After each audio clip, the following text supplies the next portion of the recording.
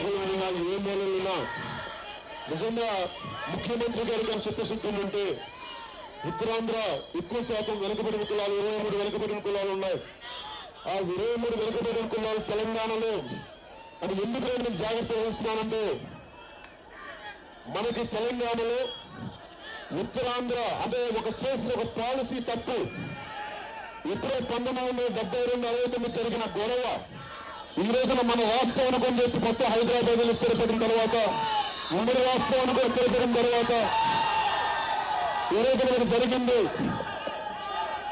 15 లక్షల పైగా వెళ్తే మా సెక్యూరిన తర్వాత ఉత్తరాంధ్ర నుంచి ప్రత్యేకించి అందరూ వెనుకబడిన కులాల నుంచి వెళ్తే 23 కులాలు తెలంగాణ బీసీ జాబితాలోకి రావంటే ఈ రోజు ముఖ్యమంత్రి గారు దాని గురించి ఒక మాట మాట్లాడారు. మరి ఉత్తరాంధ్ర కమిట్మెంట్ కి, ఉత్తరాంధ్ర అభివృద్ధికి, ఉత్తరాంధ్ర ప్రజల ఆకాంక్షలకి, ఉత్తరాంధ్ర ప్రజల దోపిడీకి తెలుగుదేశం పార్టీ మీరు అండగా నిలబడలేదు.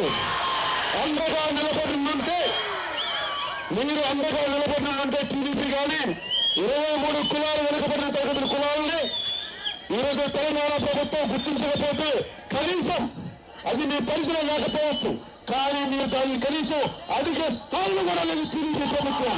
అడిగే స్థాయిలో కూడా లేదు టీడీపీ ప్రభుత్వం. నేను మన సమస్యని తెలంగాణ ముఖ్యమంత్రి కేసీఆర్ గారికి తీసుకెళ్తాను. మన ఉత్తరాంధ్ర మేధావులను అడిగారు, మీరందరూ రండి, నేను మనం తీసుకెళ్తాను. మనకి అక్కడ సరైన ఉద్యోగాల్లో ప్రాతినిధ్యం లేకపోతే వెనుకబడిన కులాలు ఓసీలు జనరల్ కేటగిరీ చేసేయడం వల్ల మనకి నష్టం జరుగుతూ ఉంది. కనీసం నేను మాట్లాడే స్థాయి జనసేన సమస్యని తెలంగాణ ప్రభుత్వాన్ని తీసుకునే స్థాయిలో మీకు ఉంటామని చెప్పి తెలియజేసుకుంటా ఉన్నా.